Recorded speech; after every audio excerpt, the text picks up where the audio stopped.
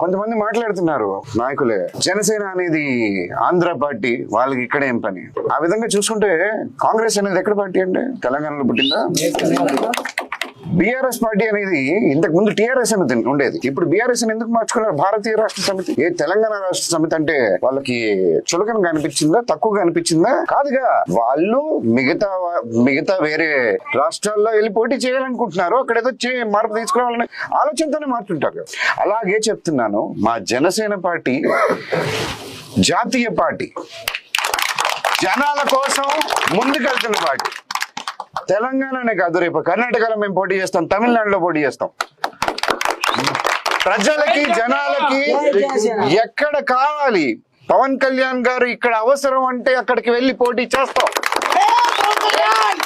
మేము కామ్గా వచ్చి ఎవరిని ఏం మాట్లాడలేదు. మేము వచ్చి మున్సిపల్ ఎలక్షన్స్ లో పోటీ చేస్తున్నాం అని మా నామినేషన్లు వేసుకుని ఇచ్చేసుకుని మా పనులు చేసుకుని ముందుకు వెళ్తున్నాం.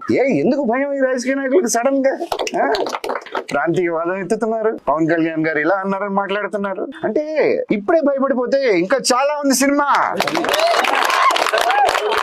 ఇప్పుడే ఎందుకు? ఆగండి, కొంచెంసేపు ఉంచుకోండి, కొంచెం దాచుకోండి లోపల. ఇంకా మేము చూపించాల్సిన చాలా